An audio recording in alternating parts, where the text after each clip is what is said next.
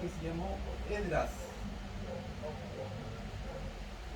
Y hay un libro que lleva su nombre.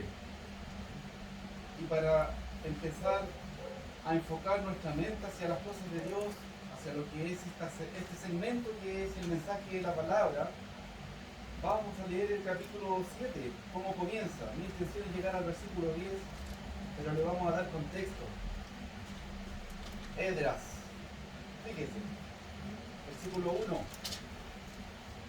Pasadas estas cosas en el reinado de Artajerjes, rey de Persia, Esdras, hijo de Sedeías, hijo de, y un largo hijo de, llega al versículo 6, dice, primer sacerdote. Él venía de la genealogía de Aarón, como todos los sacerdotes, ¿verdad? Levita. Y el versículo 6 retoma diciendo, este Esdras subió a Babilonia, era escriba diligente en la ley de Moisés que Jehová Dios de Israel había dado, y le concedió el rey todo lo que pidió, porque la mano de Jehová su Dios estaba sobre Esdras. Y con él subieron a Jerusalén algunos de los hijos de Israel y de los sacerdotes levitas, cantores, porteros, sirvientes del templo, en el 7º año del rey Artajerjes, y llegó a Jerusalén en el mes quinto del año 7º del rey, porque el día primero del primer mes fue principio de la partida de Babilonia, y al primero del mes quinto llegó a Jerusalén, estando con él la buena palabra de Dios. Y uno lee todo ese relato para contextualizar lo que viene aquí en el versículo 10. ¿Por qué Esdras? ¿Por qué este va a ser el que va a dirigir toda, se podría decir, la restauración espiritual de Israel? Habían miles de sacerdotes. ¿Por qué él? Había algo en él. Fíjese. Porque Esdras había preparado su corazón para inquirir la ley de Jehová y para cumplirla, y para enseñar en Israel sus estatutos y decretos. Y es mi deseo que el deseo de cada uno de nosotros sea ese, el de Esdras. Inquirir la ley de Jehová, investigar, sumergirnos en lo que es la revelación de Dios a través de su palabra, a través de la escritura. ¿Para qué? Para cumplirla. Y también para cuando tengamos oportunidad, enseñarla a otros, compartirla con otros, ser un puente. La palabra no viene de hombre alguno, la palabra viene de Dios. Y los hombres van pasando, pero la obra sigue hasta que Él regrese. Y podemos tomar esta misma decisión. Preparar nuestro corazón, como dice aquí el versículo 10, para investigar, para llenarnos de esa revelación divina que encontramos en la Escritura, para primeramente cumplirla y también poderla compartir con otros. Maravilloso, ¿verdad? ¿Quién quiere ser como Esdras? Yo quiero ser. Yo quiero ser como él. Bien, el mensaje del día de hoy, hermanos, los 3 niveles espirituales. Siempre el desafío mío es compartir con ustedes un pasaje, un texto que ustedes han visto por años, pero el desafío mío siempre es traerles algo novedoso, algo que usted quizás pasó por algo que había más que añadir, porque nunca en la palabra con un hombre está dicho todo. La palabra es eterna, proviene de la mente de Dios. ¿Cuándo vamos a poder interpretar un pasaje y decir no hay nada más que decir? Nunca. Y ese es el desafío. Y para comenzar, hermanos, en estos 3 niveles espirituales, yo les voy a comentar que el primer nivel espiritual que nos muestra la palabra es creer. Fíjese que es el nivel 1. Yo me estoy saltando el nivel 0. que es no creer. Hay personas que no creen. Hay personas que incluso se burlan, son burladores de la palabra, ¿no es cierto? Y desprecian la palabra. No solamente no creen, sino que atacan la palabra, se burlan de ella. Es un nivel cero. Aquí saltando eso. Porque aquí no hay nadie de ellos. Pero también en el mundo hay. Vamos a partir por el primer nivel, que es el de creer. Cuando uno toma una decisión, cuando uno se compromete y dice, yo voy a hacer tal cosa. Porque es distinto decidir algo con comprometerse. Y eso es lo que vamos a ir viendo en este mensaje, hermano. El primer nivel es cuando tomamos una decisión. Creer es tomar una decisión.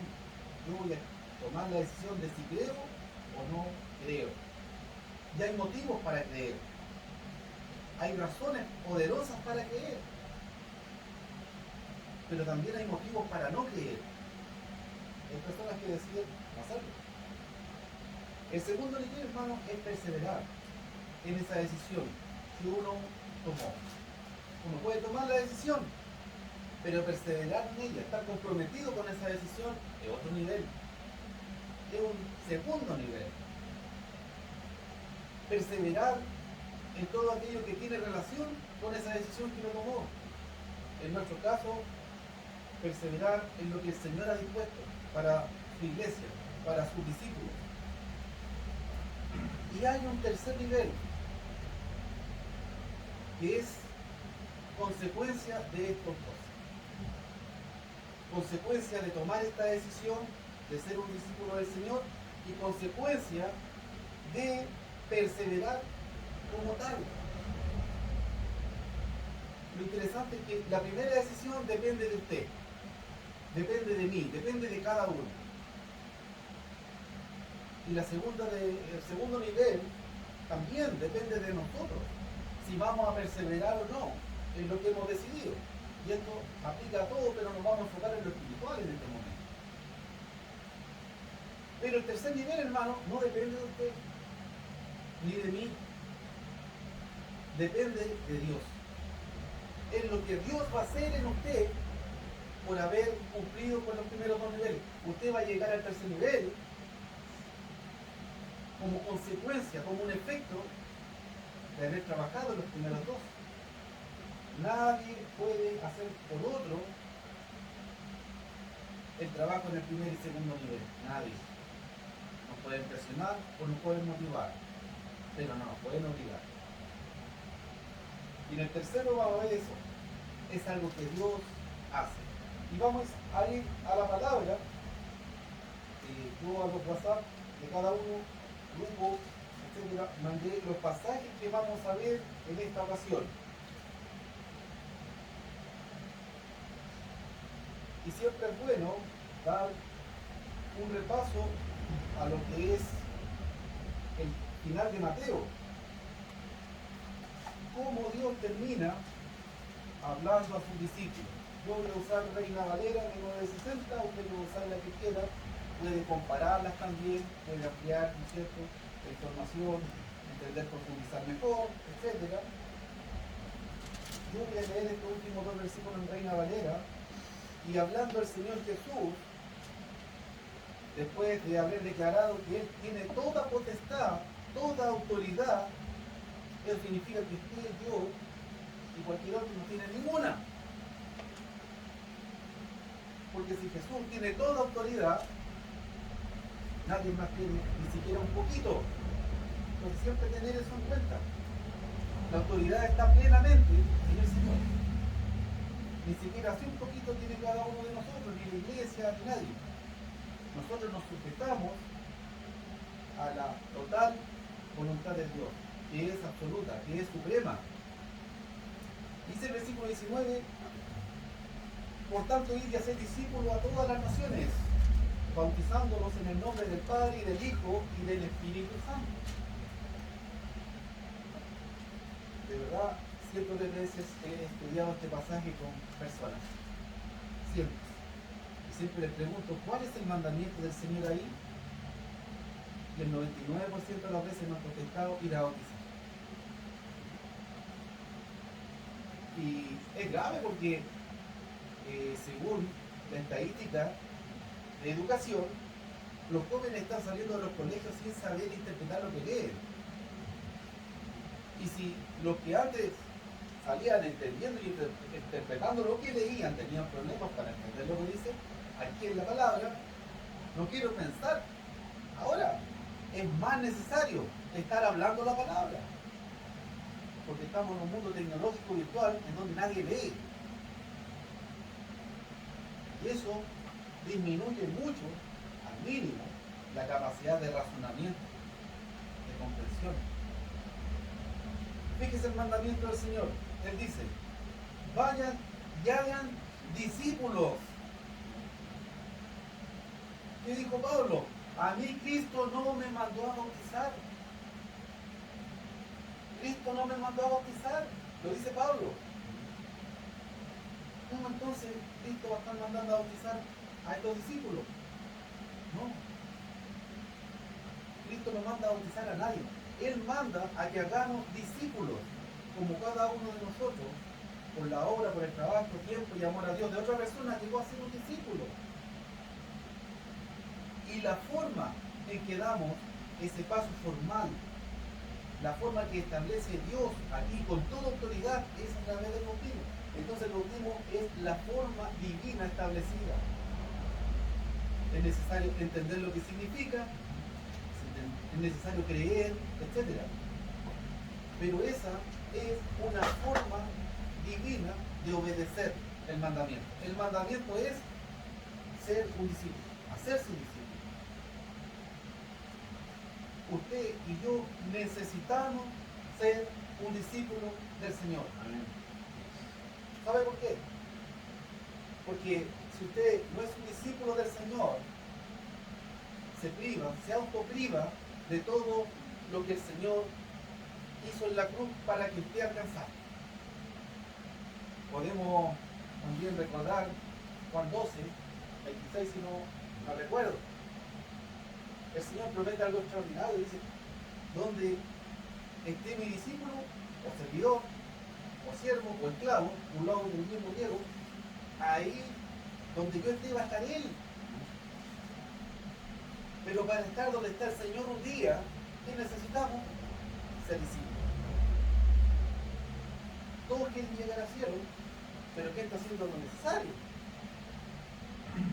Es contradictorio, porque es obvio que todos queremos, después de esta vida dura, difícil, queremos pasar, ¿no es cierto?, a un nivel espiritual de tranquilidad, de gozo, de felicidad. Pero eso lo estamos definiendo ahora, no cuando terminamos nuestra vida. Y aquí lo que dice el Señor es que tenemos una necesidad: ser un discípulo del Señor. Eso es lo primero.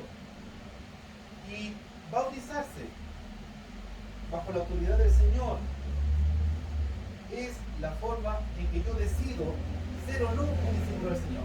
Puedo entender, puedo creer, y después de creer puedo decidir. Y ese es el primer nivel. Ese es el primer nivel. Bien. Pero el texto termina en el siguiente versículo: y enseñándoles que guarden todas las cosas que os he mandado. Entonces el segundo nivel es prepararse en todo lo que el Señor ha mandado, instruirse, perseverar, crecer en el Señor. No es una fórmula mágica, es el resultado, ¿no es cierto?, de un proceso. Eso es llegar a ser salvo, es el resultado de un proceso. Yo no me salvo por bautizarme. Yo recién en el bautismo le digo a Dios: te creo. Te creo.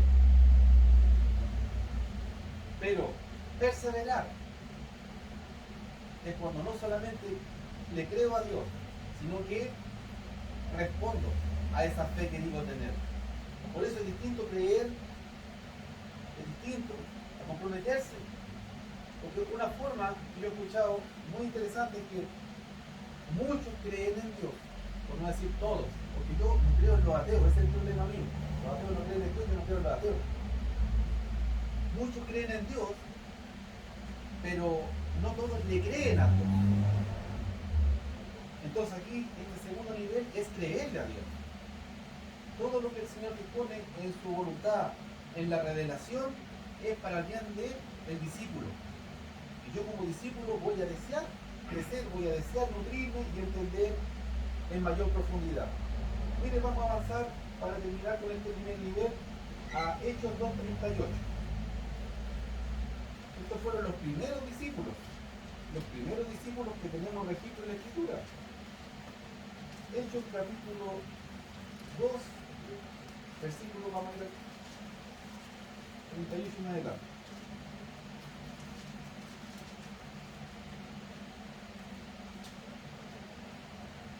Después de Pedro haber dado ese discurso acerca de justamente lo que estamos hablando al final de Mateo y he comentado,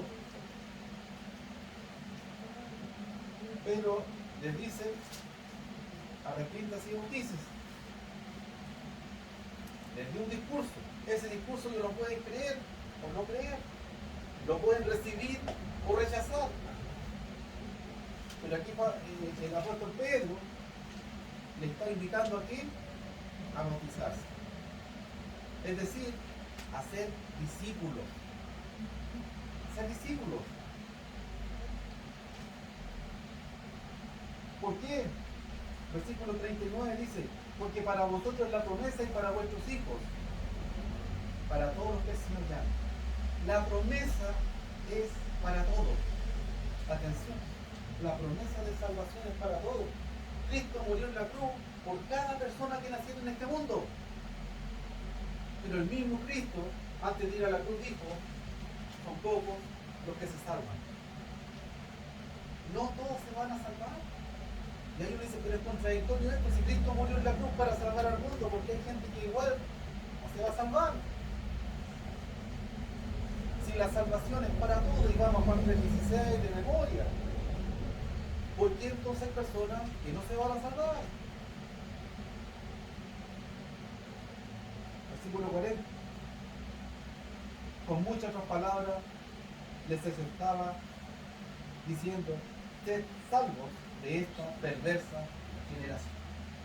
¿Por qué? Porque no todos van a responder, no todos van a pasar del nivel 1 al nivel 2, no todos van a decidir comprometerse con esto. Porque hay muchas respuestas que usted ha recibido cuando le habla a alguien. Esa respuesta que algunos de nosotros dimos cuando estábamos empezando a caminar: me interesa, pero quiero pensar un tiempo más. Me interesa, pero no es el momento. Voy a prepararme mejor, voy a entender un poco más. Y fíjese que hay tres posiciones frente al mensaje de salvación. El primero ya es rechazarlo. El segundo es postergarlo. Y el tercero es recibir. No veo mucha diferencia en los primeros dos. Si yo lo estoy observando permanentemente, el resultado va a ser el mismo que haberlo rechazado, porque al fin no lo estoy recibiendo.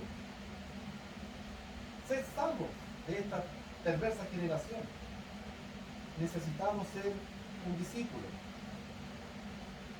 Y ellos no entendieron, sí no entendieron. Versículo 41. Los que recibieron su palabra fueron bautizados. ¿Pero cómo? ¿Por qué? Porque entendieron la necesidad y se comprometieron, pero, poca atención, no todos se bautizaron, está implícito.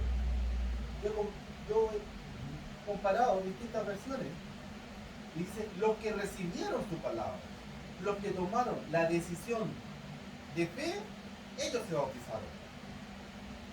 Sería extraordinario que aquí dijera: entonces todos se bautizaron, pero no dice esto la Escritura.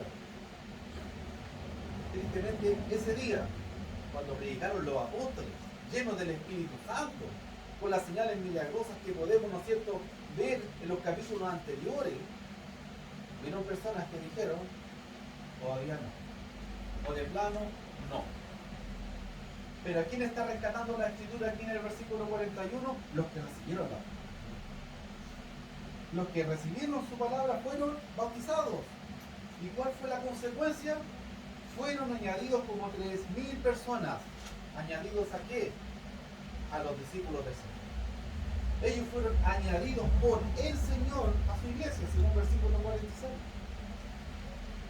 Entonces, vemos la necesidad. Podemos seguir leyendo los versículos, llegamos al que les comenté, 46. Perseveraban. Perseveraban.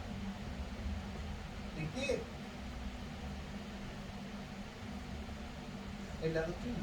En la doctrina de los apóstoles. ¿Y qué enseñan los apóstoles? La enseñanza del Señor.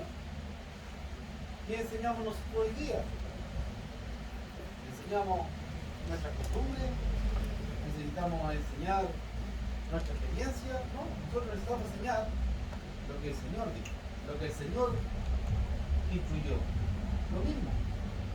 Si la palabra produjo cristiano hace 2000 años, la misma palabra puede producir cristiano hoy. No necesitamos más la palabra. Y estas personas, los primeros, como 3.000 personas, perseveraban unánimes. Cada día en el templo partían el pan en las casas, comían juntos con alegría y sencillez de corazón, y agrega, alabando a Dios y teniendo favor con todo el pueblo. Y reitera lo antes visto, y el Señor seguía añadiendo cada día a los que habían de ser salvos. El Señor seguía añadiendo discípulos. Ellos estaban perseverando, estaban en un segundo nivel.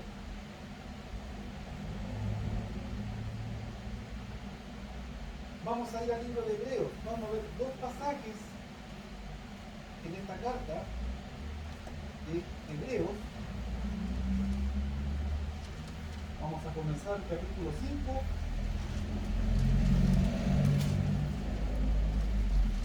Y del versículo 11 al 14, vamos a ver que no se está cumpliendo mucho el segundo nivel. Estamos hablando de una iglesia primitiva, una iglesia en el primer siglo.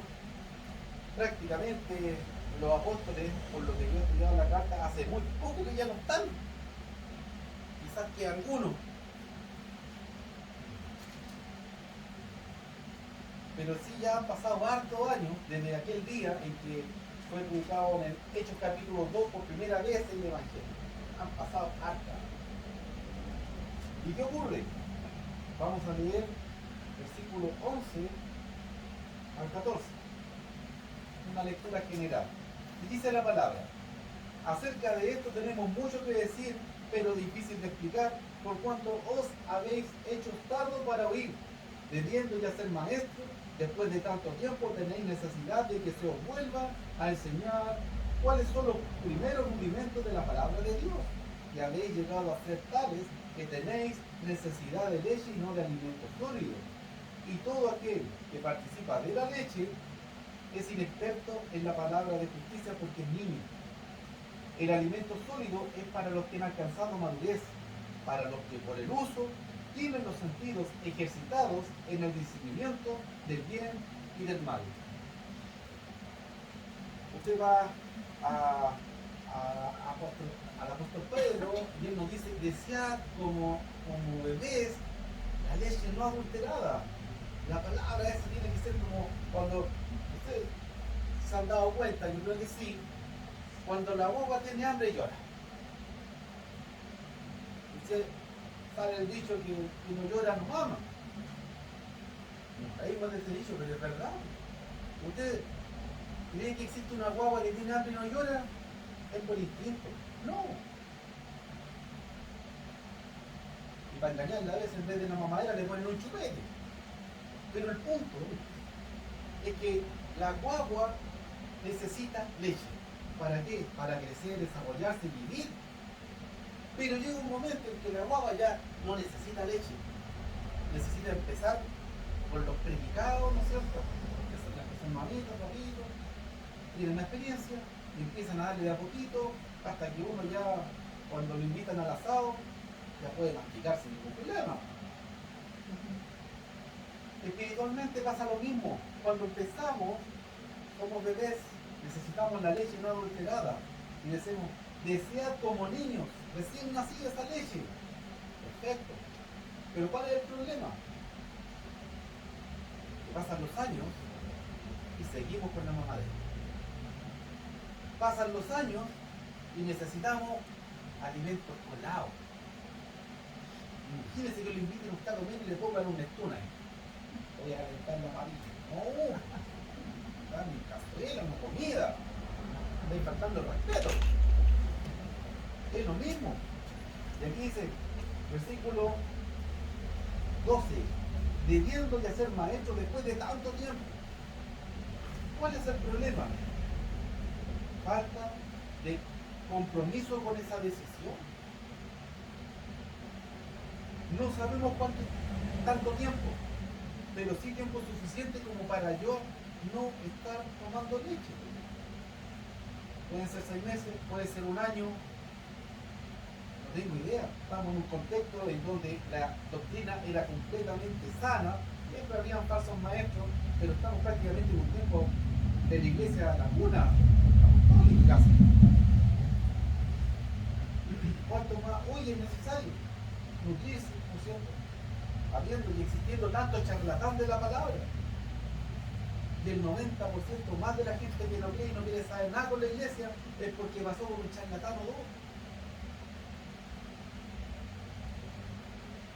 Entonces, cuánto más necesario hoy día es que con el tiempo vayamos pasando de la lechecita, los picados, ya a alimentos sólidos. ¿Por qué? Como dice aquí, todo, versículo 3, todo aquel que participa de la leche es inexperto en la palabra de justicia porque es niño.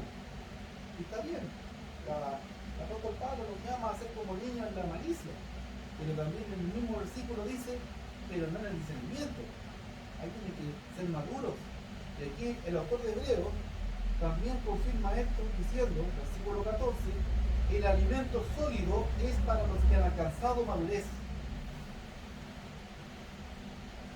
Esa madurez, ese crecimiento va a venir como una consecuencia de que de primero haber tomado una decisión y segundo haber perseverado.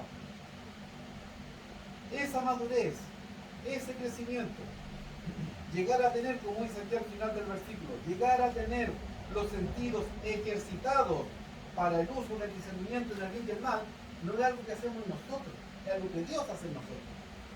Dios va a dar ese crecimiento. ¿Cuándo? Lo acabo de decir.